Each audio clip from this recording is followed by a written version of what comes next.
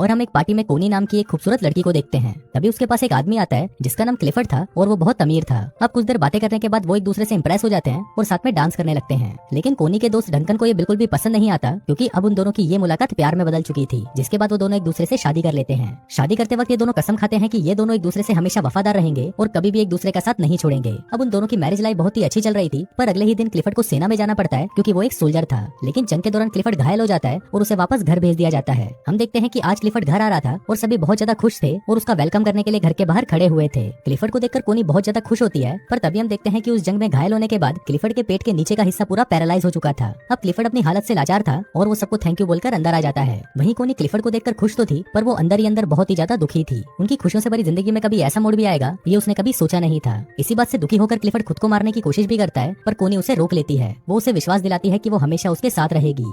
अब इसके दूसरी तरफ हम ओलिवर को देखते हैं, जो कि अपनी मंगेतर को लेटर लिख रहा होता है कि इस बार वो किसी खदान में काम नहीं कर रहा, बल्कि इस बार वो जंग में है। फिर कुछ दिनों बाद जब ओलिवर छुट्टी लेकर घर पर आता है, तो वहाँ पर वो अपनी मंगेतर को किसी दूसरे आदमी के साथ देख लेता है और उससे बिना मिले ही वहाँ से चला जाता है। फिर कुछ दिनों बाद ओलिवर काम मांगने के लिए क्लिफर्ड के पास जाता है। इसके बाद जब क्लिफर्ड उससे बात कर रहा था, तब उसे पता चलता है कि ओलिवर भी उसी जंग में उसके अंडर काम कर रहा था। क्लिफर्ड इससे काफी इंप्रेस हो जाता है और ओलिवर को उसके पक्षियों का ख्याल रखने का काम दे देता है। अपाहिज होने की वजह से क्लिफर्ड अपने लिए एक गाड़ी खरीदता है और जब वो उसमें बैठकर घूमता है तो उसे लगता है कि मानो उसके पैर वापस आ गए हों। फिर एक दिन वो कोनी के साथ ओलिवर के पास जाता है, जो कि जंगल में बने एक कॉटेज में रहता था और पक्षियों की देखभाल करता था। वहाँ पर पहली बार कोनी ओलिवर को देखती है, जिसे देखते ही वो उससे प्यार कर बैठती है। फिर वहाँ से वापस आते वक्त कोनी ओलिवर को इशारा देती है, पर ओलिवर उसे समझ नहीं पाता। अगले दिन एक मेड कोनी के पास आती है और उसे कहती है कि ओलिवर अपने कॉटेज की चाबी मांग रहा है, तो कोनी खुद उसे वो चाबी देने उसके पास चली जाती है। फिर जब वो ओलिवर के पास पहुंचती है तो ओलिवर उसे ठीक से बात नहीं करता और उसे कहता है कि आपको ये तकलीफ उठाने की कोई जरूरत नहीं है। कोनी को भी ओलिवर के इस बिहेवियर पर गुस्सा आ जाता है और वो गुस्से में वहाँ से चली जाती है। अगले दिन ओलिवर कोनी को एक लेटर लिखता है, जिसमें वो अपने बर्ताव के लिए उससे माफी मांगता है। इसके बाद कोनी फिर से उससे मिलने उसके कॉटेज में जाती है, जहाँ पर ओलिवर अपनी शर्ट उतारकर काम कर रहा था। फिर जब कोनी उसके बदन को देखती है तो उसके भी तन बदन में आग लग जाती है। ये देखकर कोनी खुद को कंट्रोल नहीं कर पाती और ओलिवर के पास जाने लगती है,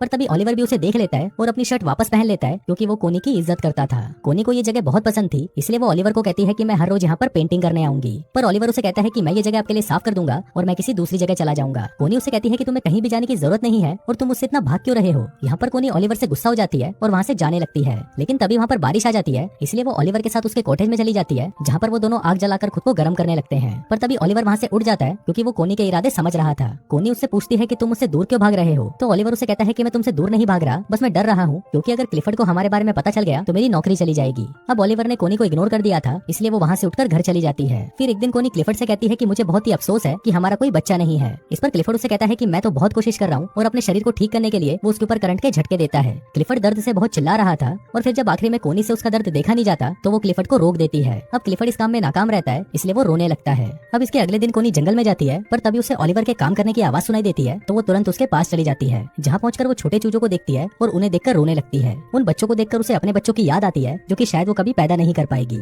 अब कोनी को रोता देखकर ओलिवर उसके पास आता है और उसे गले लगा लेता है। अब ओलिवर भी कोनी को पसंद करने लगा था, इसलिए वो उसे अपने साथ अपने कॉटेज में ले जाता है, जहाँ पर वो दोनों इंटीमेट होते हैं। कोनी पूरे दिन ओलिवर के साथ ही रहती है, और फिर जब शाम होने को आती है तो ओलिवर उसे घर छोड़ने उसके साथ जाता है। जाने से पहले कोनी ओलिवर से पूछती है कि तुमने जो भी किया, क्या तुम्हें उसका कोई पछतावा है, जिस पर ओलिवर कहता है कि नहीं, मैं तुमसे प्यार करने लगा हूँ और अब तुम सिर्फ मेरी हो। उसी रात बहुत तेज तूफान आता है और बादल गरजने लगते हैं। ओलिवर को कोनी की बहुत याद आ रही थी, इसलिए वो बहुत ज्यादा दारू पी लेता है। वहाँ पर कोनी की भी नींद उड़ चुकी थी और वो भी ओलिवर की यादों में सो नहीं पाती। फिर वो खिड़की से ओलिवर के घर की रोशनी को देखती है और वो खुद को रोक नहीं पाती और दौड़ते हुए ओलिवर के पास चली जाती है। लेकिन तभी हम देखते हैं कि कोनी को जाते हुए उनके घर की एक मेड उसे देख लेती है। वहीं ओलिवर भी वहाँ पर कोनी का इंतजार कर रहा था और वो कोनी को कहता है कि मुझे नहीं लगा था कि तुम मुझसे मिलने आओगी। इस पर कोनी उसे कहती है कि मैं कभी भी तुम्हें अकेला नहीं छोड़ूंगी, और फिर वो दोनों वहीं पर इंटीमेट होते हैं। एक दिन क्लिफर्ड के घर पर एक पार्टी होती है, जहाँ पर डंकन भी आया होता है। फिर क्लिफर्ड देखता है कि कोनी और डंकन साथ में डांस कर रहे हैं और उसे ये देखकर बिल्कुल भी अच्छा नहीं लगता। अगली सुबह क्लिफर्ड कोनी से कहता है कि तुम्हारे लिए तुम्हारे पति से ज्यादा इंपॉर्टेंट एक बच्चा पैदा करना है। कोनी हमेशा से ही एक बच्चा चाहती थी और क्लिफर्ड को लगता है कि शायद इसीलिए कोनी डंकन के करीब जा रही है। पर इस बात से कोनी बहुत गुस्सा हो जाती है, जिस पर क्लिफर्ड उसे कहता है कि उसे इस बात से कोई फर्क नहीं पड़ता कि तुम किसी से भी अपना बच्चा पैदा करो, बस वो बच्चा मेरा होना चाहिए। अब इस बात से गुस्सा होकर कोनी ओलिवर के पास चली जाती है और उसके साथ इंटीमेट होती है। फिर एक दिन कोनी को पता चलता है कि वो प्रेग्नेंट है और वो इस बारे में क्लिफर्ड को बताती है। क्लिफर्ड ये सुनकर बहुत खुश होता है और वो कोनी से उस आदमी का नाम पूछता है, पर कोनी उस आदमी का नाम नहीं बताती। एक दिन क्लिफर्ड ओलिवर से मिलने उसके पास जाता है और वो कोनी को भी अपने साथ चलने को कहता है। अब वो दोनों जा ही रहे थे कि तभी ओलिवर पीछे से आता है और कोनी को पकड़कर किस करने लगता है। अब वो दोनों किस कर रहे थे कि तभी क्लिफर्ड कोनी को आवाज लगाता है। दरअसल क्लिफर्ड की गाड़ी कीचड़ में फंस गई थी, पर तभी वहाँ पर ओलिवर आता है और उसकी गाड़ी को धक्का लगाने लगता है। पर इसी दौरान वो खांसने लगता है, क्योंकि खदान में काम करने की वजह से उसके दोनों लंग्स खराब हो चुके थे। फिर कोनी क्लिफर्ड से कहती है कि तुम ओलिवर को रोक दो, नहीं तो वो मर जाएगा। लेकिन क्लिफर्ड ऐसा नहीं करता।